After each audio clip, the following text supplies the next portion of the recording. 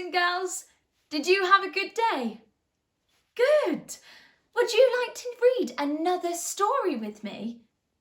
Yes. Now, I have a really special book today.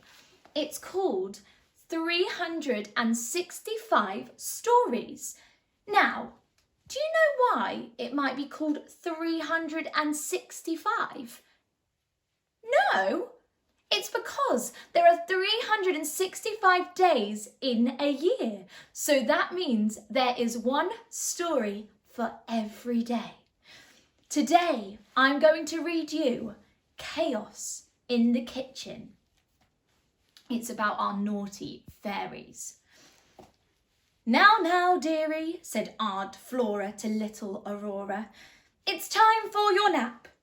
Flora had just given the baby, who was now named Briar Rose, her bottle and settled her in her cradle. Time to make supper, Flora said to Fauna and Merryweather.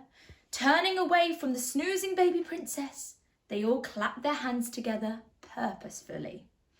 Flora, Fauna and Merryweather gave each other uneasy grins. It was the first meal the three fairies had to prepare in their little cottage in the woods where they would live until Aurora's 16th birthday.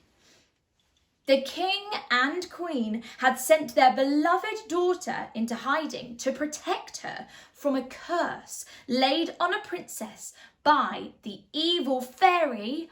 Do you know who it is? Maleficent! In order to be sure to keep Aurora well hidden, the three fairies had vowed to give up their magic wands and live as ordinary humans.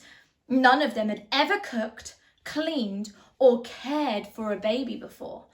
This was going to be quite an adventure. Now remember, dearies, said Flora firmly, we're going to not use any magic when we prepare this meal. The three fairies sighed. Oh, this was not going to be easy. I shall cook a stew, said Merryweather.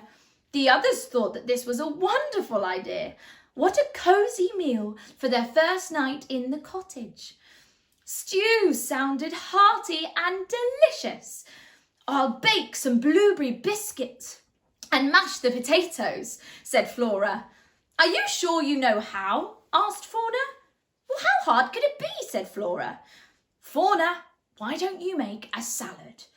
Oh, I'll try, said Fauna brightly. So Merryweather chopped meat and vegetables.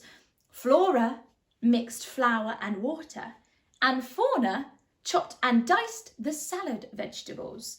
But an hour later, dinner still wasn't ready. Merryweather's stew smelled like old boots. Flora opened the oven and pulled out her biscuits. They were as flat as pancakes. The mashed potato was terribly lumpy, and somehow most of the salad vegetables had ended up on the floor.